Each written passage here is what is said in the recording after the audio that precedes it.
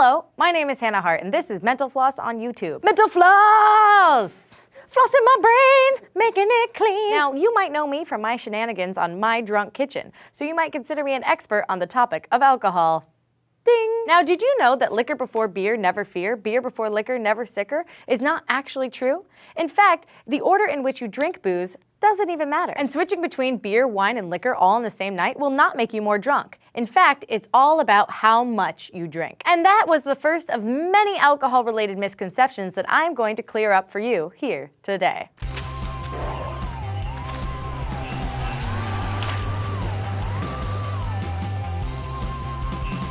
Now, many believe that once you break the seal by urinating once during a night of drinking, it increases the number of times you'll have to go to the bathroom throughout that night.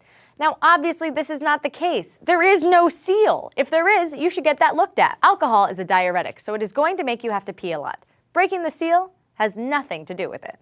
And please, don't pee on marine mammals. Many blame it on the booze when it comes to weight gain and a so-called beer belly. But alcohol doesn't actually make you gain weight. So what explains all this weight I've been gaining? In fact, studies show that women who have a drink or two each day are less prone to weight gain than those who don't drink or those who sometimes binge drink. Oh, binge drinking, that's what it is. The studies point to a difference in the way alcohol is metabolized in the bodies of women who drink in moderation. As for the beer belly, that's just a result of calories consumed. Those calories can come from booze, or maybe the half a dozen breakfast burritos you consumed this week. One of the more bizarre myths about alcohol is that the brand Goldschlager contains its little gold flakes because they cut your throat on the way down, causing the alcohol to be absorbed quicker and leading you to get drunk faster. Bizarre, but thankfully untrue. Those gold flakes are just a result of a happy little leprechaun that works in the factory. And while we're on the good news, there is no worm in your tequila. Well, there might be, but it's not necessary for the drink. This was a marketing scheme which originated in Mexico City in the 1940s. And yes, sometimes there is a worm, actually a butterfly larva, particularly in American tequilas. But check the label, and if it doesn't say con gusano, then it's larva-free. Now, some claim that alcohol can make you hallucinate, particularly if you've been drinking absinthe. But absinthe just has a high alcohol content. Hallucinogen? Not included. This myth has historical origins, but it is now believed that early absinthe-related hospitalizations were due to alcoholism, not hallucinations. Sucking on a penny will not help you pass a breathalyzer test. This myth came from the belief that copper somehow conceals the alcohol and fools the breathalyzer, which, first of all, isn't true. Plus, a penny is only about 2% copper. Here are some other things that won't work: mints, batteries, protein, and cigarettes. Here's a tip. If you feel as though you'd need assistance passing a breathalyzer test, don't get behind the wheel of a car. Or a golf cart, Bill Murray. Alcohol doesn't improve your performance in bed. Additionally, it may be more of a challenge to arouse and reach orgasm because a lot of alcohol dulls body sensation. In men, alcohol affects blood flow to the penis, which limits their abilities. Now, some claim that despite blacking out from binge drinking, all of their memories from the blackout came back to them in a flash. According to studies, these are actually false memories. Blackouts cannot be recalled. The lines on the popular red Solo cup do not exist for alcohol measuring. The company has claimed time and time again that the lines on their cups were not placed for alcohol measurement. Many believe that diet soda and alcoholic drinks doesn't get you drunk.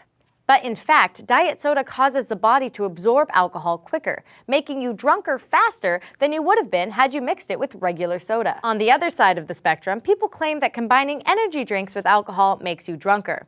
Turns out this combination just energizes you. Big shock. This may make you feel less intoxicated than you actually are, which typically leads to more drinking and poor decision making.